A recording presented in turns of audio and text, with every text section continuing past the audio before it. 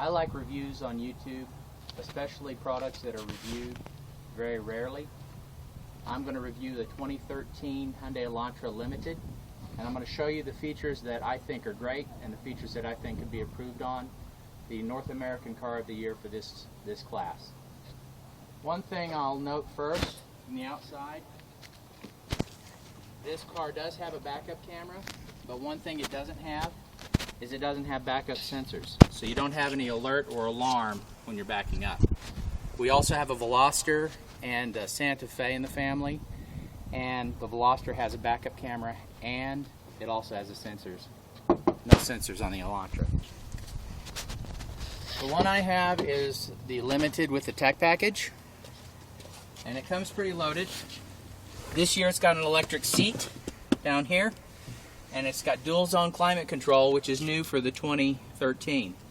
Something else that it's got for the 2013, which is not really advertised, is it has an auto defog feature on the windshield. That's kind of goofy, but they said it was good for the Genesis, so they put it in this car.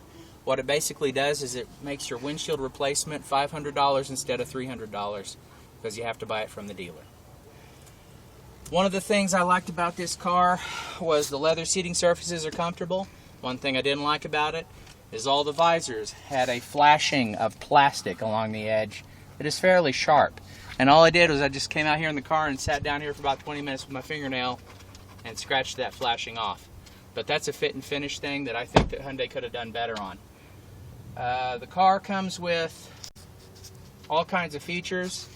It has active eco button, but the active eco button, I really don't know why you'd even turn it off, because it says the car will turn off active eco when it sees a need for power. So I leave the thing on all the time, don't know if it's saving me gas. This car typically gets 30 miles to the gallon. It claims it gets 40. Never seen it. If the computer's right, it's only giving me 30 miles to the gallon. In the back here, one thing that's interesting, this car does not come with a spare tire. So I didn't like that idea. So what I did is I went online and I got myself a spare tire. The thing is, if you destroy your tire, a pump won't help you, kit won't help you. So what I did is I paid about 200 bucks, got myself this spare. That may be one of the reasons I don't get the mileage that Hyundai claims I should get with this car. Something else I did with this car, put a spoiler on it, got it from Korea, and I also threw this little S badge on it, which was just for fun. It's fooled a couple of dealers. They didn't know they had a model because they don't. One thing about the car also is it only comes with, I think, 16-inch wheels. The Veloster came with a bigger wheel. Actually, it comes with 17. The Veloster we have in our family actually came with 18s. And I like the 18s better, but you get what you get with Hyundai. One thing that Veloster doesn't have that this does, and I'm not trying to compare the cars, was it has this turn signal, and I think that's also only available on the tech package. One thing the dealer gave me that I would recommend against was it had a wind deflector on the sunroof. Well, for one thing, it ruins the lines of the cars, but I'll take this camera here and show you. I don't know if you'll be able to see this, but sitting on the car for maybe 1,000 miles or about a month has marred the paint finish. And the only reason I took it off, besides the fact that I just didn't want to like the way it looked, is when I went through car washes, all the soap would collect in here. And I just don't think it needs it because it's got a deflector that pops up.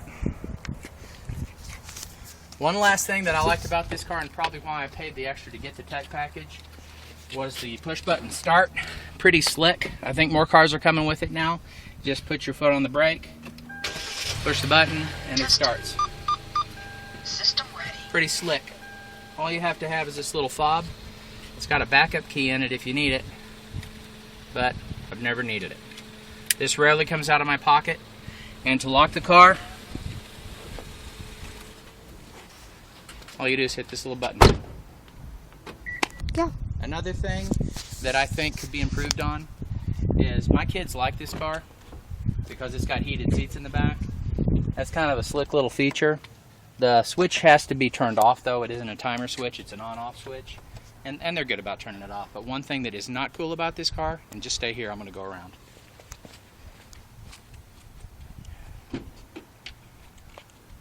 There's nowhere for your passenger to plug in their devices. If somebody's back here and you're on a trip and you want to plug in a phone, nothing there. There's actually a cigarette lighter attachment, or an AC, or a DC attachment up front.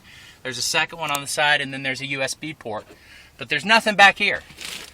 And I think it would have been real simple for Hyundai to just put one right here, or maybe a couple, and I probably will do that. I'll probably drill a hole here and add one myself. Other than that, I think it's pretty comfortable, don't you agree? Yeah. Okay, that's all I got for you. Hope you enjoy this review.